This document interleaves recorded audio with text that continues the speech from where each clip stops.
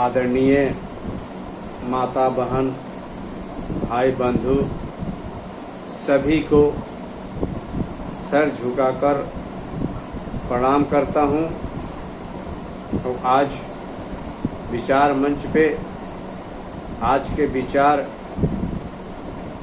वह विषय पे लेकर आया हुआ हूँ जो कि आज भारत के परिस्थिति, राजनीतिक उद्देश्य, राजनेता के विचारधारा किस प्रकार से जनता के सामने हो रही है और लोग कर रहे हैं, उस पर प्रकाश डालने का मैं विचार आज किया। आप लोगों ने देखा होगा कि किस प्रकार से नेता राजनीतिक व्यवस्था में इलेक्शन के समय में कितनी जनता के सामने वादा करता है लोग, और इस प्रकार से उसको भूल जाते हैं जैसे कि उनकी अपनी मानवता का कोई सोच ही नहीं है। राजनीतिक स्तर में ऐसा कोई जगह नहीं है जिससे कि हम जनता के सामने जो बोले हैं उसको पूरा करने का प्रयत्न करें और उसे पूरा करें। लेकिन आप लोगों ने बहुत सारे 2014 के बाद वादा देखे होंगे, चाहे किसी भी राजनीतिक पार्टी को उठा कर देख लीजिए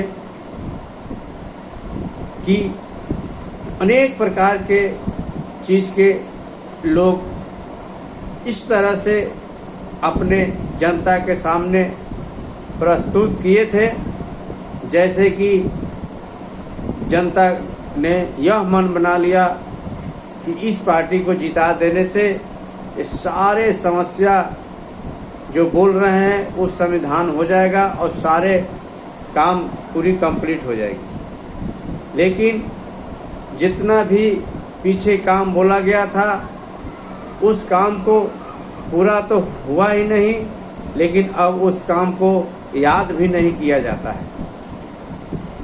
यह हमारे देश के लिए और हम सभी भारत के नागरिक के लिए बहुत ही दुखद विचारधारा है, जिससे कि हम सभी भारत के नागरिक को इस पर विचार विमर्श जरूर करना चाहिए। आज के जो राजनीतिक इस प्रवृत्ति में विचारधारा में बदल गई है, जिससे कि आप सरकारी फंड को मिसयूज करिए, जनता में बांटिए, उसमें प्रलोभन दीजिए और अपना वोट प्राप्त करके अपना सरकार बनाइए। यह एक आज के डेट में भारत में बहुत ही मशहूर और दिलचस्प और विख्यात सिद्धांत अभी सभी राजनीतिक पार्टी अपनाई है और उसका प्रयोग करके जनता से वोट लेकर अपना गद्दी संभालने में कामयाब हो जा रहा है। आज राजनीति का मतलब होता है जनता के रोजगार देना, जनता के शिक्षा देना, जनता के हित में काम करना, जनता का प्रलोभन देना। यह राजनीतिक व्यवस्था में कहीं नहीं है। आप जिस हिसाब से देश की व्यवस्था बनी हुई है, एक संविधान बना हुआ है जिसमें डॉक्टर अंबेडकर प्रसाद जी ने भीमराव अंबेडकर जी ने जो संविधान लिखा, उसमें उस समय कुछ जाति के उन्होंने आरक्षण का व्यवस्था किया, लेकिन उन्होंने इस तरह की विचार भी दिया जिसमें कि यह जो आरक्षण है वास्तविक में 10 साल 15 साल में इसे खत्म कर देना चाहिए, जिसे कि एक मौका दिया जाए कि आखिर इस देश में आरक्षण की आवश्यकता किस लिए पड़ता है। आप सोचिए, आरक्षण है क्या? आरक्षण उस व्यक्ति को दिया जाता है जिसे कि उस पीरियड में उसके पास वह संसाधन ना हो, जैसे शिक्षा लेने की संसाधन ना हो, अच्छे स्कूल में पढ़ाने की संसाधन ना हो, आप गरीब परिवार से आते हैं, लचर परिवार से आते हैं, आपकी जाति उस तरह से आगे शिक्षितता के मामला में पीछे है, यह सारे प्रोडक्शन उसको प्रोवाइड कराने के लिए आरक्षण दिया गया था। अन्यथा यह आरक्षण एक आपका साधन सुविधा के लिए नहीं है कि इसे हमेशा आप अपने आरक्षण के लिए लड़ते रहिए कि वास्तविक में आरक्षण हमें चाहिए। आरक्षण की मुख्य जो एक व्यवस्था है उसके बारे में सोचिए कि आज आपके किस चीज की कमी है। आरक्षण एक साधन जो है इसलिए है कि आप 10 व्यक्ति के ग्रुप में उसमें 9-10 व्यक्ति के पास पढ़ने लिखने की साधन ज़्यादा है, आपके पास कम है, तो उसमें आपकी एक आरक्षण सीट होती है। लेकिन आपको अगर ये जो व्यक्ति 10 के पढ़ने लिखने की साधन है वो साधन आपको भी प्रोवाइड कर दे सरकार, तो आप उससे ज़्यादा खुश होइए, उसकी डिमांड कीजिए, उसका मांग कीजिए, तब आपके जीवन स्तर वास्तविक में एक माननीय स्थान पर पहुंचेगी। नहीं तो हमेशा आप आरक्षण के विषय में सोचते रहिएगा, आरक्षण के साधन से, आरक्षण के विषय से, आरक्षण की मार्ग से, आरक्षण की व्यवस्था से अगर आप कभी भी अपने जीवन स्तर को, अपने जाति वर्ग को, अपने स्थिति को आप ताकतवर नहीं बना पाइएगा जब तक कि जिस कमी के कारण आप आरक्षण में जाते हैं उस कमी को आपको मिल जाए, तो आप भी एक व्यवस्था में बराबरी के समाज में अपने जीने के मार्ग मिल जाएगा। लेकिन आज इस तरह की भारत में व्यवस्था बना हुआ है कि पहले तो जब देश आज़ाद हुई थी उस समय में मात्र 2-3 समुदाय के लोग ही आरक्षण के अंदर आए थे। आज आरक्षण एक ऐसी माहौल भारत में बन गया है कि बहुत सारे जाति अपने आप को आरक्षण में होने की मांग कर रहे हैं। यह जो 70 साल में हमारे देश के जो कमियां हुई इस पर विचार करने की चीज़ है। 70 साल में हम सभी जनता को इस तरह की संसाधन नहीं पहुंचा पाए कि आज वो आरक्षण के लिए मांग कर रहे हैं। यह एक बड़ी दुख की बात है। हम बहुत सारे एक से एक अनेक से अनेक बातें करते रहते हैं कि मैं विश्व गुरु बन जाऊंगा, विश्व के सबसे ताकतवर देश बन जाएंगे, भारत माता की जय, राष्ट्रभक्ति की जय, अनेक प्रकार की बातें मंच पर लोग सारे नेता करते हैं। राष्ट्रभक्ति अगर सीखना है तो आप नेता से सीखिए। आपके पास कोई ज्ञान नहीं है। जितना भी हमारे देश के स्वतंत्रता सेनानी थे, ये देश की आज़ादी के लिए लड़े, वो आपको ज्ञान कभी नहीं राष्ट्रभक्ति के देंगे। जितना भी ज्ञान दो लोग राष्ट्रभक्ति के देने वाले हैं आज के नेता हैं। सोचिए इस बात को। आज हमें राष्ट्रभक्ति के बारे में कोई समझाए क्या? हम भारतवासी अभी इतना भी नहीं हम सोच पाते हैं कि वाकई में राष्ट्रभक्ति क्या है, धर्म क्या है।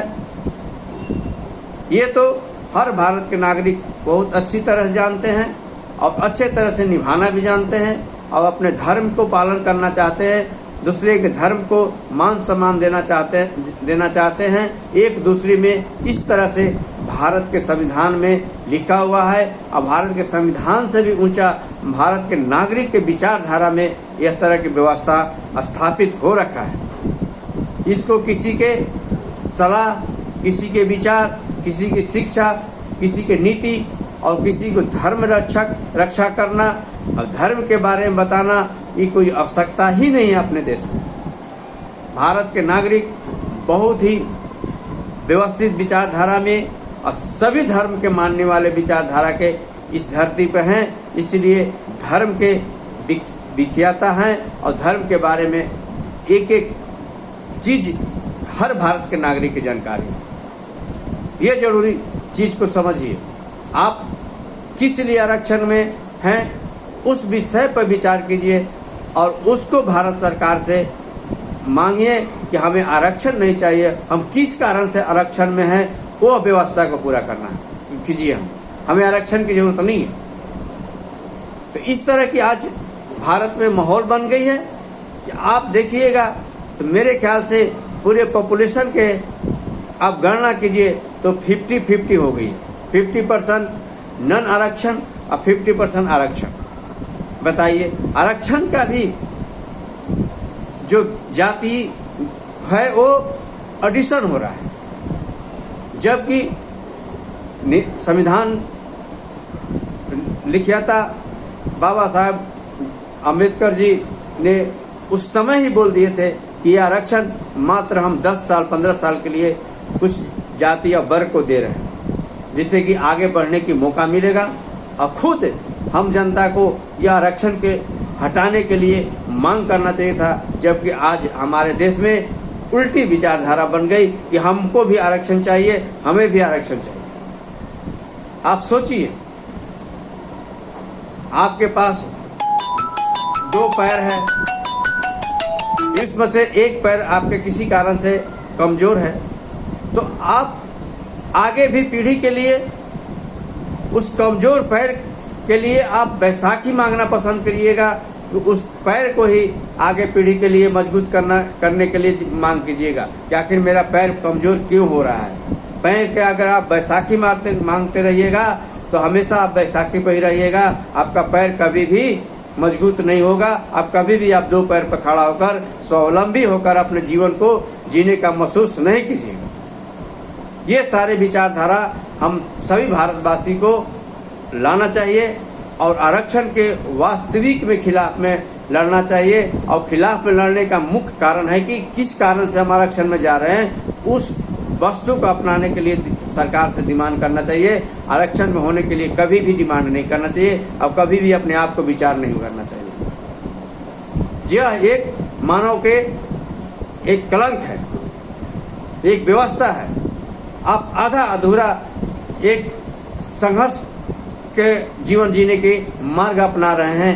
या आज एक आपके लड़का के अगर नौकरी भी हो जाता है और बाई थ्रू आरक्षण में होता है तो आपका लड़का कभी भी नहीं सोचेगा कि वास्तविक में एक हम फुल फाइनल एजुकेशन और व्यवस्था और मेहनत से हुए कि हम आरक्षण के थ्रू नौकरी हुआ।